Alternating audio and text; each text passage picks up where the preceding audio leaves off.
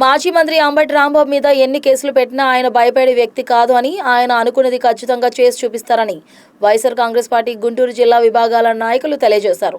జిల్లా వైఎస్ఆర్ కాంగ్రెస్ పార్టీ కార్యాలయంలో ఏర్పాటు చేసిన మీడియా సమావేశంలో వారు మాట్లాడారు. పెమసాని ఏఐ వీడియో పైన పెట్టిన శ్రద్ధ మాజీ మంత్రి అంబటి రాంబాబు ఇంటిపైన దాడి చేసిన వారిపైన ఎందుకు పెట్టలేదని ప్రశ్నించారు. టీడీపీ వారు మాజీ మంత్రి అంబటి రాంబాబు పైన భయంకరమైన వీడియోలు చేశారు. అవి మీకు గుర్తుకు రావడం లేదా అని ప్రశ్నించారు. వైఎస్ఆర్సీపీ నాయకులపైన టీడీపీ వారు పెట్టిన వీడియోలపై ఎక్కడా కూడా సుమోటోగా తీసుకొని కేసులు పెట్టిన దాఖలాలు లేవని అన్నారు. టీడీపీ నాయకులు వైసీపీ నాయకులపై పోస్టులు పెడితే చట్టం పనిచేయదా? వైసీపీ నాయకులు టీడీపీ నాయకులపై పోస్టులు పెడితే అప్పుడు మాత్రమే చట్టం పనిచేస్తుందా అని ప్రశ్నించారు.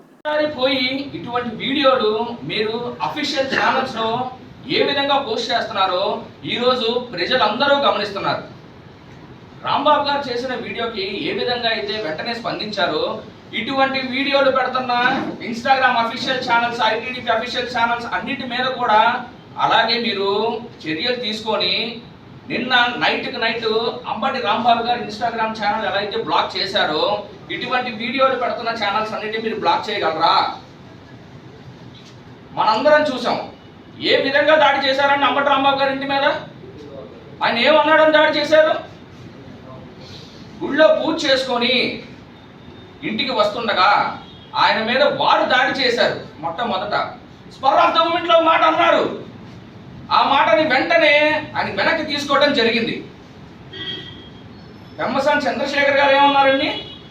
మెంబర్ ఆఫ్ పార్లమెంట్ గారు పెమ్మసాని చంద్రశేఖర్ గారు ఏమన్నారు? 24 గంటల్లో అంబటి రాంబాబుకి నేను సినిమా చూపిస్తానన్నారు. చూపించారండి, చాలా మంచి సినిమా చూపించారు. కానీ ఆ సినిమా క్లైమాక్స్ లో జనానికి వీళ్ళ నిజ స్వరూపం ఏంటో అర్థమైపోయింది. వీళ్ళ నిజ స్వరూపం బయటపడింది. నారా చంద్రబాబు నాయుడు గారి దగ్గర, వారి తనయుడు లోకేష్ దగ్గర మెప్పు పొందటానికి టీడీపీ గూండాలు, టీడీపీ రౌడీలు ఎవరైతే ఇంటి మీదకి వచ్చి దాడి చేశారో, ఆ రోజు ఏ విధంగా ఎంత క్రూరంగా దాడి చేశారో మనందరం చూసాం. వీళ్ళు చట్టాలను లెక్క చేయరు, కోర్టులను లెక్క చేయరు, పోలీస్ డిపార్ట్మెంట్ని లెక్క చేయరు. ఆ రోజు అంబటి రాంబాబు గారిని ఏ విధంగా మీరు అవమానించారండి? ఆయన కొంచెం కోటలాగా నిలబడిన కార్యకర్తలు ఏ విధంగా అవమానించారు? ఆయనతో పాటు ఉన్న మహిళలు ఏ విధంగా అవమానించారో అందరూ చూశారు. దేశంలో కని విని ఎరగని రీతిలో ఇటువంటి దాడి ఎక్కడా జరగలేదు. గుంటూరు ప్రజలు ఆశ్చర్యపోయారండి ఆ దాడిని చూసి. ఎంత దూరం అండి ఎస్పీ ఆఫీస్ ఇక్కడ నుంచి? డీజీపీ ఆఫీస్ ఎంత దూరం అండి? 7 గంటల పాటు మీరు వ్యవస్థను మేనేజ్ చేసి, పోలీసుని మేనేజ్ చేసి, స్పాట్లో సిఐలు, ఎస్ఐలు, డిఎస్పీలు అందరూ ఉన్నా కూడా మూకముడిగా వేలాది సంఖ్యలో వచ్చి దాడి చేశారు. అంటే అంబటి రాంబాబు గారి మీద దాడి చేస్తే ఆయన భయపడతారని మీరు అనుకుంటున్నారా? అప్పటికే ఆయన భయపడకుండా లోపల ఒక్కడే కూర్చొని ఉన్నాడు కార్యకర్తలతో కలిసి. ఈయన ఈ విధంగా కూడా భయపడలేదు, ఈ విధంగా కూడా లొంగట్లేదు అని చెప్పి అక్రమంగా అరెస్ట్ చేసి 18 రోజులు జైల్లో పెట్టారండి. జైలు నుంచి తిరిగి వచ్చాక అయిపోయింది రాంబాబు గారి సినిమా అనుకున్నారు. రెట్టింపు వేగంతో, రెట్టింపు ఉత్సాహంతో ఈ రోజు రాంబాబు గారు పనిచేస్తున్నారు.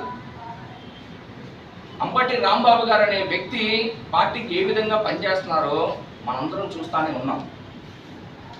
ఖచ్చితంగా న్యాయపరంగా ఏదైతే ఈ దాడిలో ఇన్వాల్వ్ అయిన వ్యక్తులు ఎవరైతే ఉన్నారో, ఈ ప్లాన్ చేసిన వ్యక్తులు ఎవరైతే ఉన్నారో వాళ్ళందరికీ శిక్ష పడే విధంగా, న్యాయపరంగా శిక్ష పడే విధంగా, వాళ్ళ చేతికి సంఖ్యలు పడే విధంగా మా ఈ న్యాయ పోరాటం కొనసాగిస్తామని చెప్పి ఈరోజు తెలుపుతున్నాం.